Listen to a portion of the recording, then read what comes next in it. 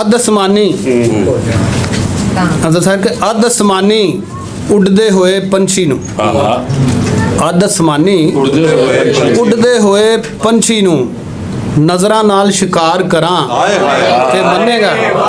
क्या कहने वाह वाह वाह वाह ਅੱਧ ਅਸਮਾਨੀ ਉੱਡਦੇ ਹੋਏ ਪੰਛੀ ਨੂੰ ਨਜ਼ਰਾਂ ਨਾਲ ਸ਼ਿਕਾਰ ਕਰਾਂ ਤੇ ਮੰਨੇਗਾ। वाह ਤੇ ਉਂਝ ਮੈਂ ਭਾਵੇਂ ਤੇਰੇ ਭਾਣੇ ਕੁਝ ਵੀ ਨਹੀਂ ਉਂਝ ਮੈਂ ਭਾਵੇਂ ਤੇਰੇ ਭਾਣੇ ਕੁਝ ਵੀ ਨਹੀਂ ਤੇਰਾ ਬੇੜਾ ਪਾਰ ਕਰਾਂ ਤੇ ਮੰਨੇਗਾ।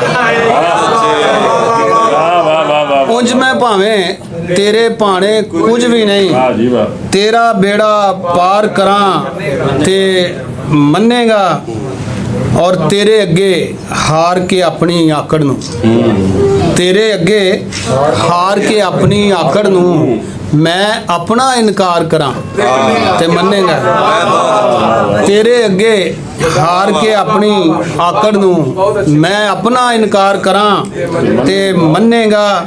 ਔਰ ਡੂੰਘੇ ਪਾਣੀ ਠੇਲ ਕੇ ਬੇੜੀ ਕਾਗਜ਼ ਦੀ ਡੂੰਘੇ ਪਾਣੀ ਠੇਲ ਕੇ ਬੇੜੀ ਕਾਗਜ਼ ਦੀ ਚੜਿਆ ਦਰਿਆ ਪਾਰ ਕਰਾਂ ਤੇ ਮੰਨੇਗਾ।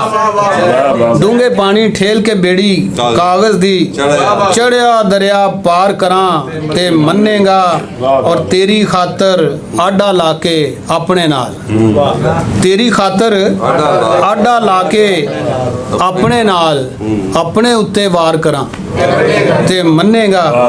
ਤੇਰੀ ਖਾਤਰ ਆਡਾ ਲਾ ਕੇ ਆਪਣੇ ਨਾਲ ਆਪਣੇ ਉੱਤੇ ਵਾਰ ਕਰਾਂ ਤੇ ਮੰਨੇਗਾ।